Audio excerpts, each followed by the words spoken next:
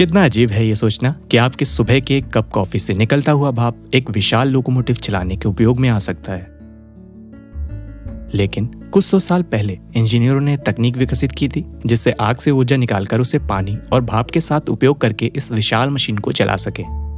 1700 दशक के अंत में जेम्स वॉट जैसे इंजीनियरों ने न्यूकॉमन के डिजाइन में सुधार किया था, जिससे यह अधिक कुशलता से आग निकलती हुई ऊर्जा के उच्च प्रतिशत का उपयोग करने में सक्षम रहे और उसे प्रति मिनट अधिक साइकिल्स में चलाया जा सके। वॉट ने इसे फिर से डिजाइन किया था ताकि पिस्टन के दोनों दिशाओं के मूवमेंट से पावर जनरेट कर उसे काम करने के लिए उपयोग कर सके। इसके अलावा उस समय मजबूत स्टील, बेहतर मैन्युफैक्चरिंग और मशीनिंग तकनीक भी विकसित की गई थी और 1800 के दशक में पहला high pressure steam engine design हुआ था। तभी 1828 में स्टीम इंजन्स ने अपना रास्ता स्टीम बोट्स, फैक्ट्रीज और कैरेजेस में बना लिया था, जैसा कि आप इस तस्वीर में देख सकते हैं। उसी दौरान ट्रेन को चलाने के लिए बड़े और हाई प्रेशर स्टीम इंजन्स का निर्माण हुआ और 1860 तक ये लोकोमोटिव इंजन्स का डिजाइन पावर ट्रैक्टर्स में बदल गया। साथ ही इन्हें मजबूत बनाया गया ताकि यूरोप और यूएस जैसे देशों में बड़े पैमाने पर गाड़ियों को खींचने में काम आ सके। तो चलिए समझते हैं कैसे एक छोटे और सक्षम स्टीम इंजन ने इंडस्ट्रियल रेवोल्यूशन को आगे बढ़ाया। इसलिए हम 1860 के दशक से एक साधारण स्टीम इंजन के डिजाइन की जांच करने जा रहे हैं और ठीक से समझे कि आग, पानी और भाप का उपयोग कर कई टन बल बनाने के लिए क्या किया जाता है। तो चलिए इस ट्रैक्टर इंजन से शुरुआत करते हैं, जिसे इंग्लिश कंपनी रैनसम, सिम्स और जेफराइस ने मैन्युफैक्चर किया था। यह मूल रूप से शुरुआती ट्रैक्टर था जिसका इस्तेमाल खेतों की जुताई करने में या गेहूं का थ्रेशिंग, पाउडरिंग मशीनरी और भारी वजन उठाने के काम आता था और इसका डिजाइन लोकोमोटिव स्टीम इंजन के छोटे वर्जन की तरह था। चलो ट्रैक्शन इंजन को अलग करें और इसके अंदर देखें। यहाँ हमारे पास कोयला जलाने के लिए एक फायर बॉक्स है।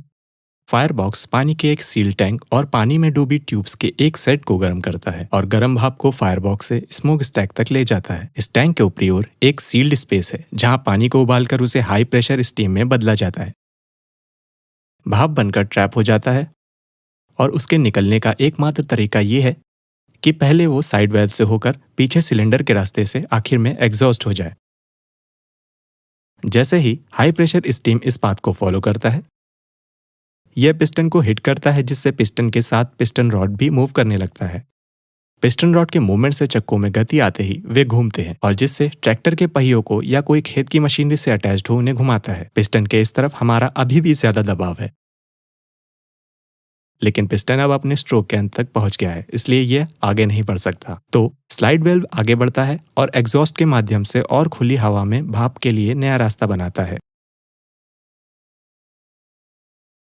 जब स्लाइड वेल्व आगे बढ़ता है तो यह पिस्टन के इस तरफ स्टीम और उससे लगने वाले दबाव को ब्लॉक कर देता है और साथ ही साथ ये बॉयलर से निकले हाई प्रेशर स्टीम के लिए एक मार्ग बनाता है जो पिस्टन को दूसरी ओर से पुश करता है। अब पिस्टन विपरीत दिशा में धकेल दिया जाता है और एक बार जब यह अपने एंड स्ट्रोक पर पहुंच जाता है तो स्लाइड वॉल्व कुछ इस तरह पीछे शिफ्ट होकर एक कंप्लीट साइकिल पूरा करता है। क्योंकि स्टीम पिस्टन को दोनों ओर से आगे पीछे करते हुए धकेलता है और हर बार अपोजिट साइड से स्टीम एग्जॉस्ट के माध्यम से बाहर निकल जाता है, तो इसे कहते हैं डबल एक्टिंग सिलेंडर। और यही कारण है कि लोकोमोटिव से की आवाज आती है। इसके पीछे बहुत ही बेसिक आइडिया है कि कैसे ट्रैक्शन और लोकोमोटिव स्टीम इंजन आग से निकली ऊर्जा को कन्वर्ट करता है पहियों को घुमाने के लिए। पर आप खुद सोच रहे होंगे कि कितनी बड़ी ये ट्रेन है, तो कैसे ये स्टीम पूरे लोकोमोटिव और डजन कार्स को चलाने के लिए इतना बल प्राप्त कर सकती है। खैर, उस सवाल का जवाब देने के लिए आइए हाई प्रेशर स्टीम के कॉन्सेप्ट का पता लगाएं। यहाँ हमारे पास एक पिस्टन है जो सिलेंडर में आगे और पीछे चलता है, जो एक साइड से उबले पानी और स्टीम के टैंक से जुड़ा होता है, जबकि दूसरा एटमॉस्फेयर के लिए खुला होता है। जब स्टीम के परमाणु पिस्टन से टकराकर उछलते हैं तो एक छोटा सा बल पैदा होता है और सारे परमाणु के बल को जोड़ दिया जाए और उसके एरिया से डिवाइड कर दिया जाए तो उससे निकलता है प्रेशर यानी दबाव। यह पिछले एपिसोड में न्यूकॉमन इंजन की तरह लगता है ना? यहाँ न्यू कॉमन इंजन के साथ वैक्यूम के खिलाफ एटमॉस्फेयर की तुलना में पावर एटमॉस्फेयर के खिलाफ हाई प्रेशर से बनती है। इसलिए इस इंजन में यदि आप प्रेशर बढ़ाते हैं तो पावर स्ट्रोक के दौरान आपके पास पिस्टन को यूज करने के लिए अधिक बल रहेगा। तो कैसे हम बॉइलिंग वाटर से रेगुलर स्टीम लेके हाई प्रेशर स्टीम में बदलते हैं?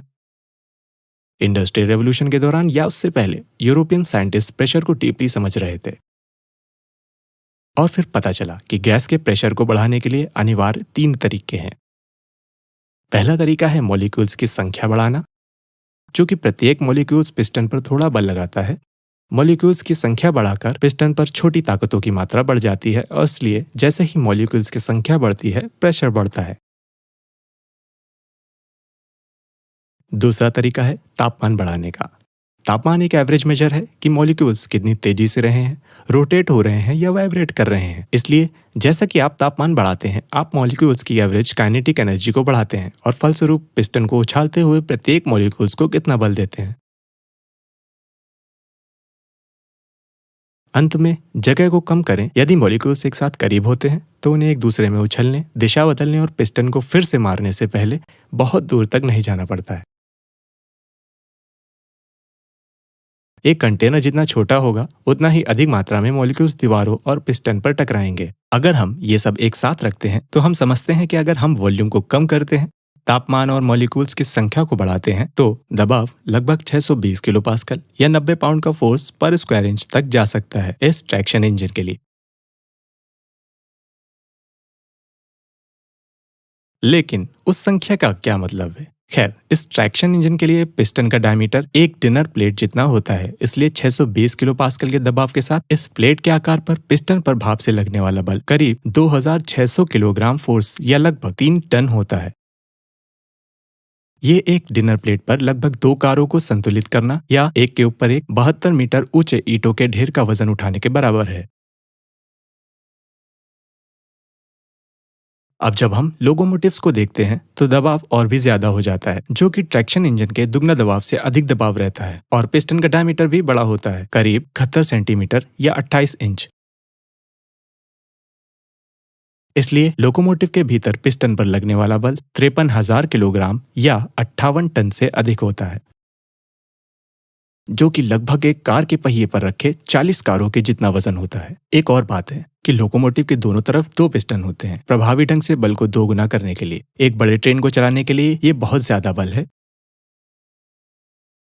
तो चलते हैं इस तस्वीर पर, जो कि 200 साल पुरानी स्टीम से चलने वाली कैरेज की है। मैं ये सोचता हूँ कि ऐसे कटिंग एज कैरेज के ऊपर सवार लोग क्या सोचते होंगे। क्या ये तो नहीं सोचते थे कि हमारा समाज ह्यूमन इनोवेशन के शीर्ष पर पहुंच चुका है? क्या उन्होंने कभी प्लेन या इंस्टेंटेनियस वर्ल्ड वाइड कम्युनिकेशन के बारे में सोचा होगा? क्या ये सोचा होगा कि कोयला जलाकर स्टीम इंजन चलाने से ग्लोबल क्लाइमेट पर कितना असर होता है? करीब 200 साल बाद हम जानते हैं कि ये आविष्कारों ने इकोनॉमी को कितना ऊपर उठाया है, पर इंडस्ट्रियल रेवोल्यूशन से लेके अब तक कोयला या अन्य फॉसिल फ्यूल जलाकर इंजन्स चलाना, इससे ग्लोबल क्लाइमेट चेंज हुआ और अब काफी बड़े रिस्क में है। इंजीनियर्स और साइंटिस्ट को न केवल फिजिक्स, एफिशिएंसी और डिजाइन पर विचार करना चाहिए, बल्कि उन्हें ऊर्जा के सस्टेनेबल सोर्सेस या इन आविष्कारों के हमारे जीवन में और हमारे ग्रह पर प्रभाव, इन पर भी विचार करना चाहिए।